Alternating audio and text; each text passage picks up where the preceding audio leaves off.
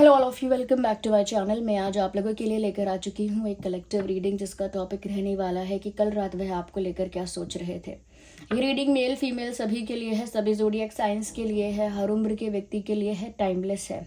Okay हो सकता है आपके साथ 100% रेजोनेट करे, हो सकता है कुछ परसेंट, तो ओपन माइंडेड होकर सुनिएगा।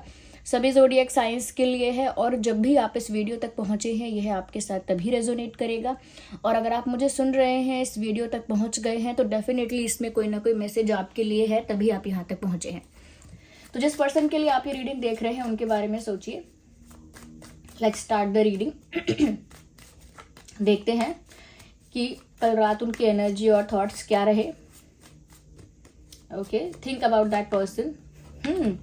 मुझे लगता है व्यूअर्स कि कल रात ये इंसान इमोशनली अंदर से बहुत ज़्यादा वीक फील कर रहे थे।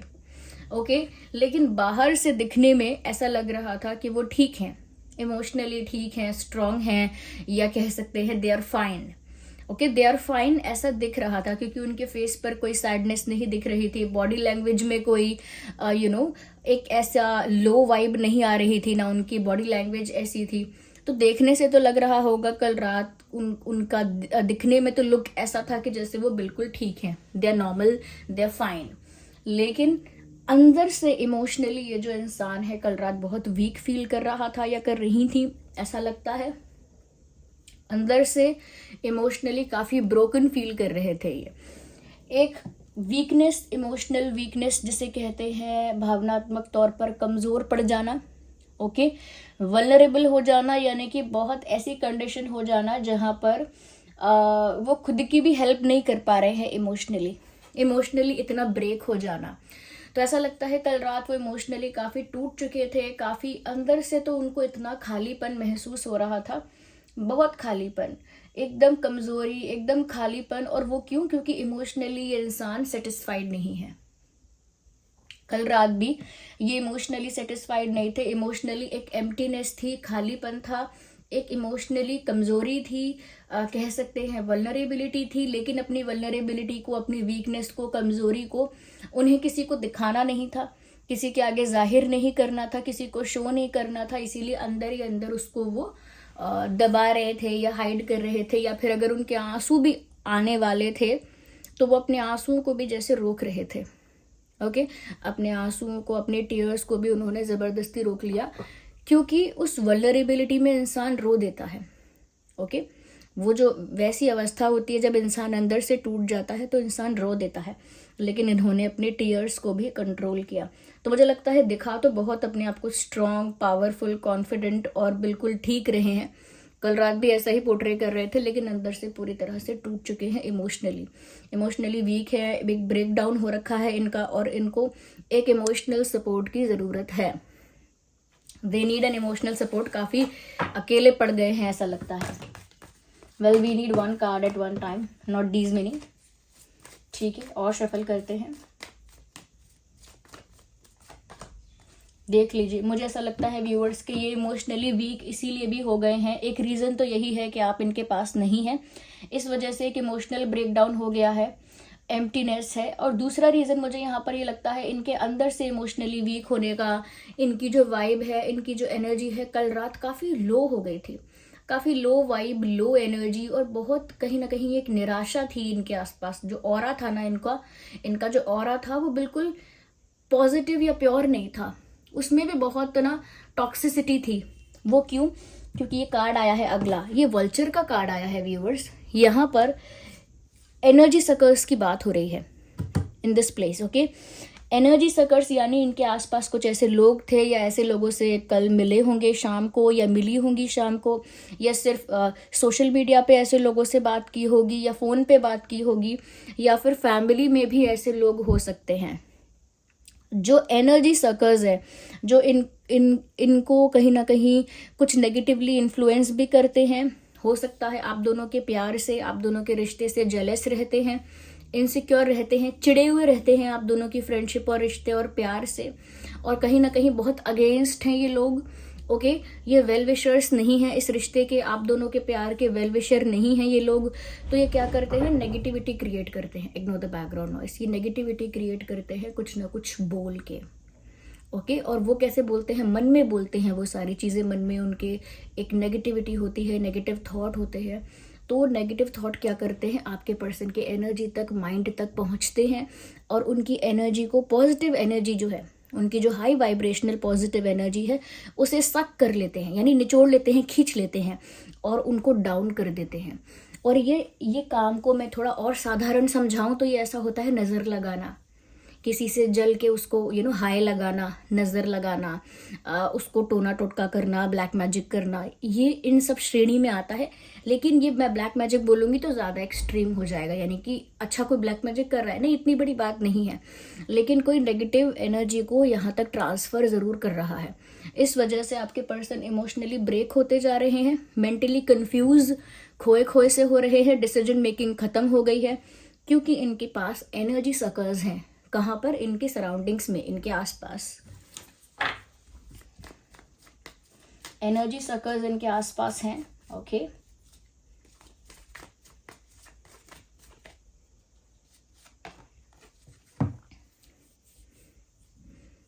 देखिए सारे कार्ड जैसे आ रहे हैं, क्या कहे, देखिए वल्चर का कार्ड आया है। ओके, ये गिद्ध पक्षी है।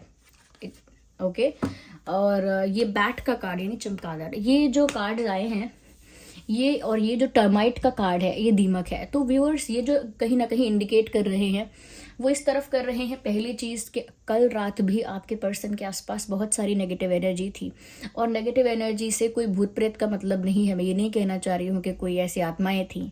नेगेटिव एनर्जी से मतलब है किसी की नेगेटिव एनर्जी, किसी के नेगेटिव थॉट्स जब इन तक पहुँच रहे हैं तो इनकी एनर्जी को बहुत डाउन कर रहे हैं।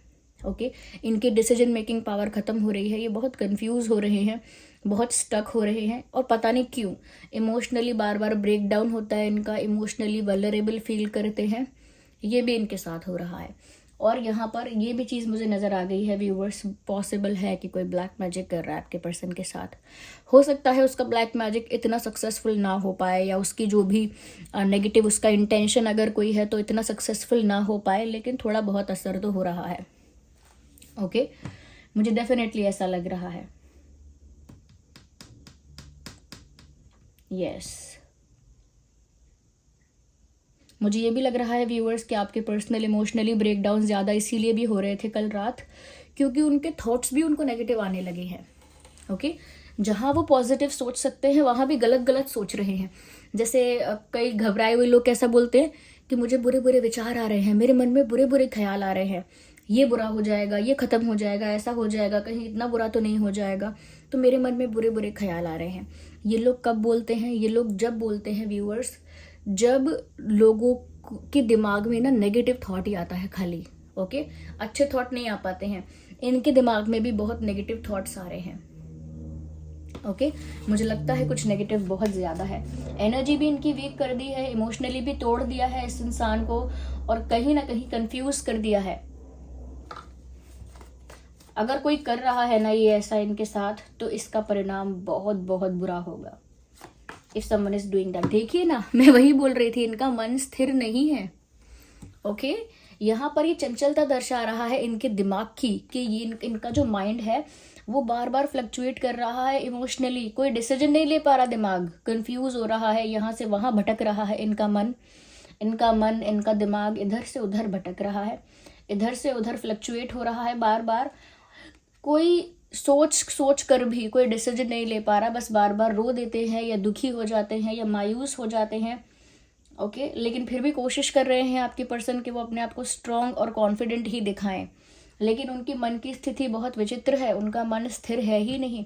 उन्हें क्या करना है ये आपको तब पता लगेगा जब पहले उन्हें पता लग जाए कि वो क्या करेंगे।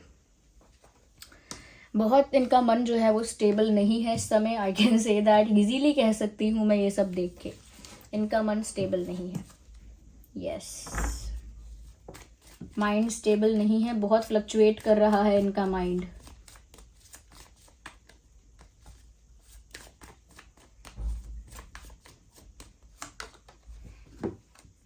कहीं ना कहीं व्यूअर्स, आपके पर्सन की जो अच्छाई है, जो इनोसेंस है, ये काव का कार्ड आया है। जब भी हम किसी को बहुत इनोसेंट या भोला भाला बताते हैं तो क्या बोलते हैं, ये तो बिल्कुल गऊ है, ये तो बिल्कुल गाय है। तो यहाँ पर ये कार्ड यही डिनोट कर रहा है, इसी तरफ इंडिकेट कर रहा है कि कहीं ना कहीं आपके पर्सन की जो अच्छाई है, उनकी जो इनोसेंस है कि वो लोगों पर ट्रस्ट कर लेते हैं, किसी को जल्दी अपना क्लोज मान लेते हैं, क्लोज फ्रेंड मान लेते हैं, जल्दी से किसी पे विश्वास करके अपनी प्रॉब्लम, अपना सीक्रेट, अपने इश्यूज़ को डिस्कस कर देते हैं, अपने पर्सनल सीक्रेट्स को, अपने पर्सनल प्रॉब्लम्स को रिवील कर देते हैं। तो उनकी जो अच्छाई है उसी का किसी ने फ़ायदा उठाया है। इन्होंने किसी का ट्रस्ट किया होगा, इन्होंने किसी पर विश्वास करके किसी को अपना मान लिया होगा, वेल विशर माना होगा किसी को, यानी शुभ चिंतक माना होगा, लेकिन वो शुभ चिंतक होगा नहीं।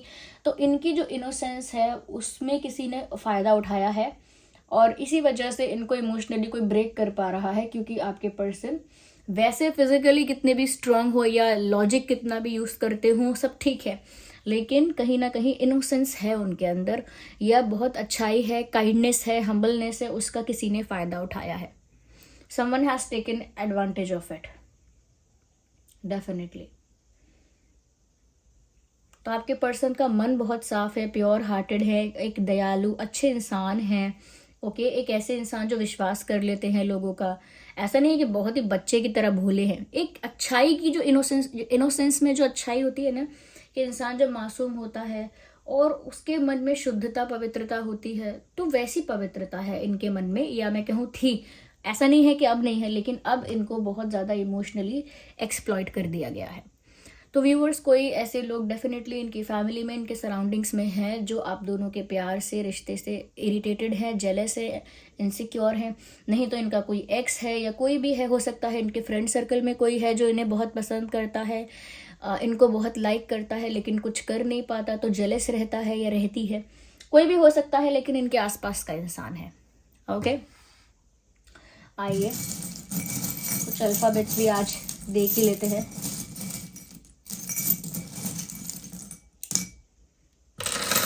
काफ़ी सारे चार्म्स और अल्फ़ाबेट्स यहाँ पर आए हैं। आपके और आपके पर्सन के नाम में आर हो सकता है, R for rat, N for nest, N हो सकता है, ई फॉर एलिफेंट, ई हो सकता है, एम हो सकता है, M for monkey, A for apple, A हो सकता है, एच हो सकता है, H for horse. Okay, I हो सकता है, आई फॉर आइसक्रीम, यू हो सकता है फॉर अम्ब्रेला, एस हो सकता है फॉर शिप। ओके, मैं इसीलिए साथ साथ उनका बताती जा रही हूँ क्या, ताकि सुनने में मिस्टेक ना हो। एफ हो सकता है for fish. Okay, N again double N हो सकता है, 2 एन आए हैं, N for nest. Okay, V हो सकता है फॉर विक्ट्री, डब्ल्यू हो सकता है, एंड एक्स। ओके, या फिर ये काम किसी एक्स का हो सकता है, इसकी भी चांसेस हैं।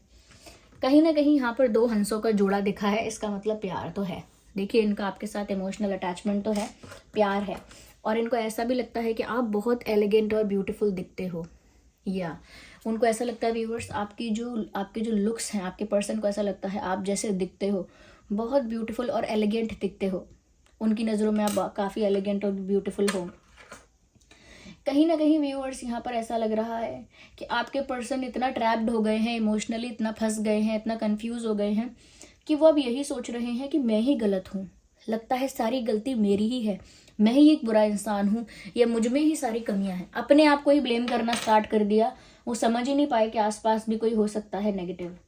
लेकिन फिर भी कोई कितना भी ब्लैक मैजिक करे या कितना भी नेगेटिविटी क्रिएट करे, आपके पर्सन जहाँ भी जाते हैं, जिस भी तरफ मुड़ते हैं, उन्हें आपका ही विचार आता है। अगर वो इमोशनली अकेलापन या इमोशनली टूटा हुआ महसूस भी करते हैं, तब भी आपका ही इमोशनल सपोर्ट चाहते हैं। ओके, कोई इनको दुखी कर रहा है, तोड़ रहा है, फिर भी वो याद तो आपको ही कर रहे हैं। तो ये एक अच्छा साइन है कि किसी का जो नेगेटिव इंटेंशन है वो सक्सेसफुल तो नहीं हो रहा, बस थोड़ा बहुत उसका असर हो रहा है। आगे ये सिचुएशन ऐसी नहीं रहेगी। जो इंसान ऐसा काम कर रहा है जानबूझ के या अनजाने में, वो काफ़ी कुछ फेस करेगा, कर्मा फेस करेगा, और आप दोनों के बीच मुझे लगता है एक फ्रेश बिगिनिंग हो पाएगी, एक हैप्पीनेस, सेटिस्फैक्शन आएगी, क्योंकि सन यहाँ पर मुझे दिख रहा है, विक्ट्री दिख रही है मुझे। Okay, so this was the reading, I hope it was helpful. आप लोग कमेंट करके बताइएगा कितना रेजोनेट करती है, कितना हेल्प करती है। वीडियो को लाइक कीजिएगा, नए हैं सब्सक्राइब कीजिएगा व्यूअर्स, रीडिंग को क्लेम करिएगा एंजल नंबर टाइप करके। ओके, और डिवाइन यूनिवर्स को इस गाइडेंस के लिए, मैसेजेस के लिए थैंक यू बोलिएगा। कितने % रेजोनेट हुई है ये भी लिखिए, और अपना एक्सपीरियंस भी कमेंट बॉक्स में शेयर कीजिए। चलिए मिलते हैं फिर अगली रीडिंग में, तब तक के लिए bye bye family, bye bye angel, love you all, bye bye, take care.